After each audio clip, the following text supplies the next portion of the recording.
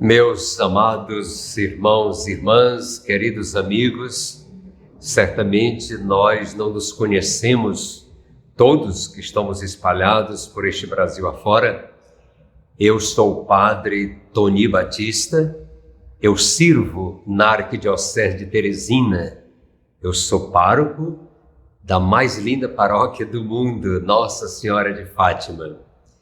E quero dizer para vocês da minha alegria, do meu contentamento em conversar um pouquinho sobre este tema tão oportuno que a comunidade Ore está levando em frente. Como evangelizar pela comunicação? Então, é uma coisa um tanto artesanal, porque nós estamos neste período de pandemia, onde nós temos que aprender a fazer as coisas. E eu não sou perito nessa arte, mas estamos aqui para servir. Então vamos em frente, conversando sobre este lindo tema. Meus amados e amadas, para mim é um prazer muito grande poder conversar um pouquinho sobre este tema tão importante, evangelização pela comunicação. É realmente algo de muito importante. Como já me pronunciei antes, eu sou o padre Tony Batista, eu sirvo na Arquidiocese de Teresina. Por isso, eu quero acolher a todos e a todas com muito carinho. E eu começo dizendo da importância e da grandeza deste tema. É impossível nos nossos dias evangelizar sem considerar a comunicação como ferramenta. Seria mesmo como que fazer buraco na água. Mas eu não me proponho indicar meios técnicos do como usar os inúmeros instrumentos e meios de comunicação que temos nos nossos dias, sobretudo as redes sociais. Isso cabe aos que vão abordar a dimensão técnica da comunicação. Eu me proponho exclusivamente indicar alguns pontos do processo da evangelização, tomando a comunicação na sua dimensão mais abrangente. O que entendemos por evangelização pela comunicação? Ou talvez, numa tradução mais simples e próxima, o que seria a pastoral da comunicação? Antes de tudo, eu gostaria de deixar bem claro que não sou um especialista do tema, mas tão somente um amante do tema. Eu vivo este tema no meu dia a dia. E hoje pretendo deixar com vocês um pequeno e modesto roteiro como instrumento para quem está começando e para quem pretende animar a pastoral, a evangelização através da comunicação, para não perder o bonde da história. 2 instrumentos. Tomemos 2 remos necessários para tocar o nosso barco que sobe a correnteza, evangelizando pela comunicação. São 2 dimensões complementares. Somente assim chegaremos a bom termo, chegaremos ao lugar certo. A primeira dimensão é a busca de integração. Integração com todas as forças pastorais na igreja local ou da comunidade onde estamos inseridos, fazendo parte do conjunto. Homem algum é uma ilha. Nós não podemos fazer uma pastoral quebrada, fora do conjunto, mas viver nesta integração entre as pastorais. A segunda é a construção de uma relação missionária da igreja e da comunidade com o mundo. Nós precisamos nos situar com os pés no chão. Onde nós estamos? Onde fazemos pastoral, onde evangelizamos. Eu não posso evangelizar uma periferia de uma cidade grande com o mesmo jeito que eu anuncio a palavra de Deus num vilarejo do interior. Eu preciso ter os pés no chão. Caso contrário, nem somos missionários e continuamos cavando buraco na água.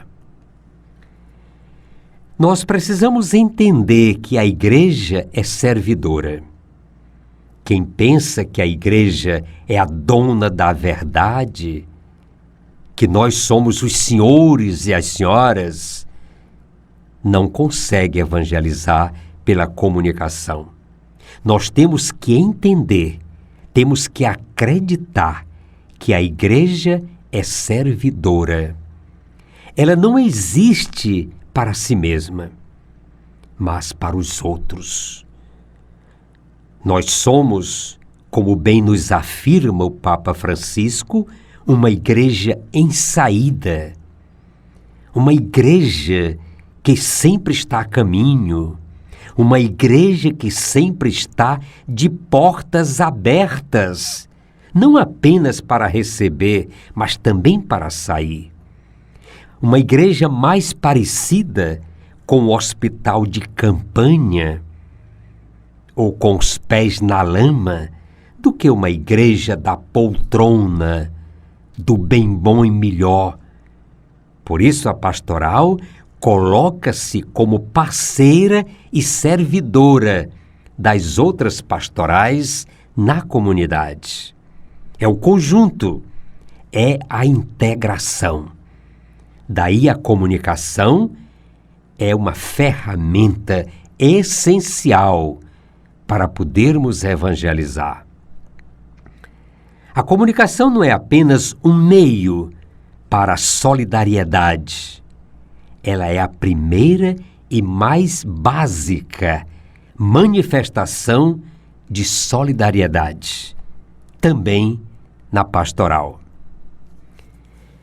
A comunicação, portanto, procura ajudar na integração da comunidade e, ao mesmo tempo, participar da ação da comunidade na sociedade.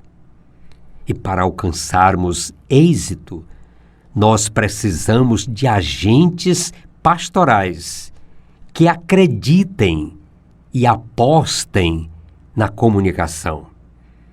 Não basta, por exemplo, eu ser doutor em comunicação. Eu preciso acreditar, eu preciso apostar na comunicação.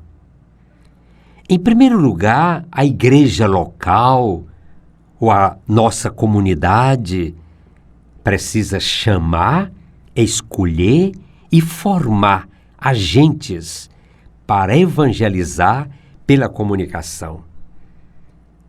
Olhemos estas palavras, que elas são muito importantes. Chamar.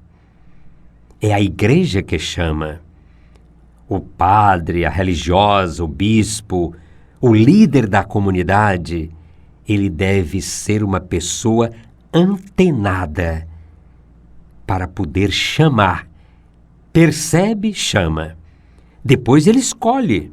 Só que não solta como Deus cria batatas. Eu preciso formar os agentes para evangelizar em qualquer pastoral e mais ainda na comunicação. Às vezes nós encontramos igrejas, paróquia, diocese, que tem um saldo bancário bem alto, que tem torres bonitas, sinos maravilhosos, mas não forma os seus leigos. Isto é uma derrota. O maior patrimônio de uma comunidade, de uma paróquia, de uma diocese, são seus leigos bem preparados. Aí sim a igreja é viva. E esse evangelizador pela comunicação, ele precisa também ou já ter ou adquirir um perfil inconfundível. Ninguém pode ser pau para toda obra. Não.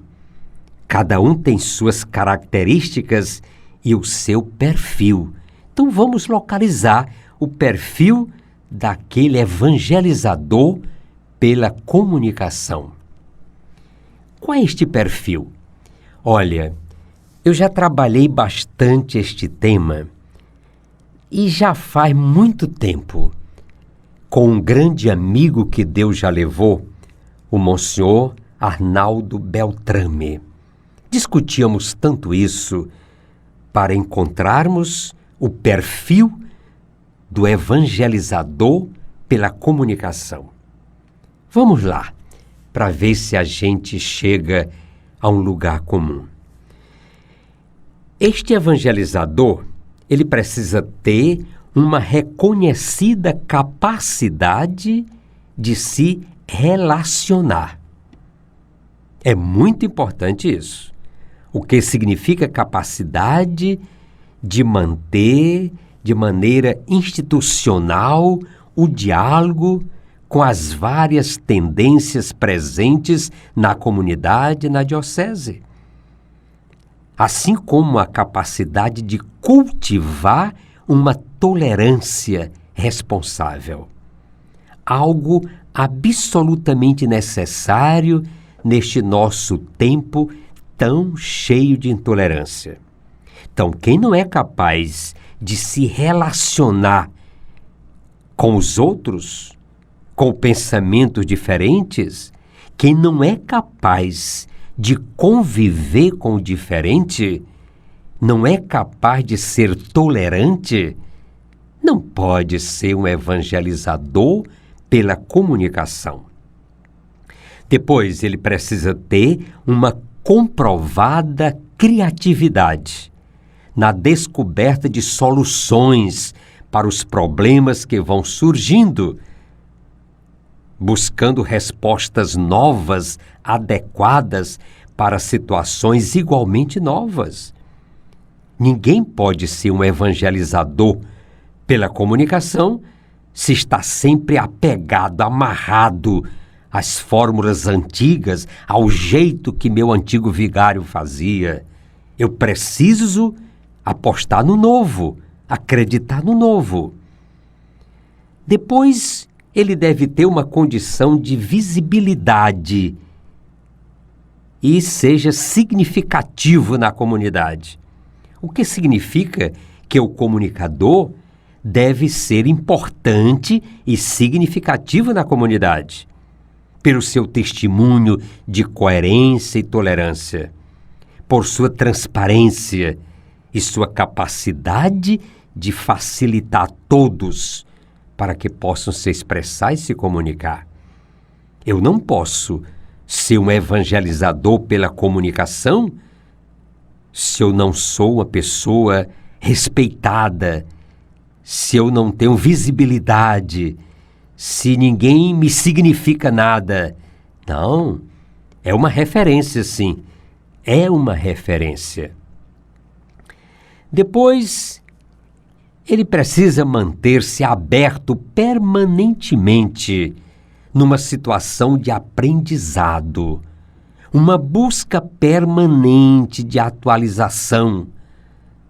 em todas as dimensões, na teoria, na doutrina, na tecnologia, na comunicação. Gente que se dá por pronta, que tem todas as respostas na ponta da língua, não pode ser um agente de evangelização pela comunicação. Eu preciso ser um aprendiz sempre permanente. Enfim, precisa de uma profunda abertura para o exercício do diálogo. É o elemento essencial no projeto cristão da comunicação. Quem não é capaz de dialogar, não é capaz de evangelizar pela comunicação. E diálogo, meus irmãos, comporta escuta. Ninguém é dono da verdade. Nós buscamos a verdade. O padre, o bispo, o coordenador que não dialoga, que não faz silêncio para escutar o outro, ele não pode evangelizar coisíssima nenhuma, porque ele é apenas um arrogante. Para fazermos evangelização pela comunicação, aí está outro problema. Nós precisamos ser espontâneos e, ao mesmo tempo, planejados. Normalmente não se colocam juntas essas duas palavras, espontâneo e planejado. Alguém pode até achar que são antagônicas, o que não é verdade. Existem também aqueles que acreditam que o verdadeiro deve ser sempre espontâneo. É uma ingênua confusão entre o espontâneo e o autêntico. O que é planejado pode continuar sendo autêntico e sincero. Não estamos mais hoje numa sociedade rural e simples, onde tudo poderia ser resumido na moradia, na praça, na igreja, no trabalho. A complexidade da urbanização da sociedade, mesmo nas pequenas cidades, exige que as pessoas planejem a própria comunicação, sob pena de ficarem totalmente marginalizados. A informação sobre a realidade, verdadeira ou não, chega através dos meios de comunicação social. E para muitos, é só isso que vale.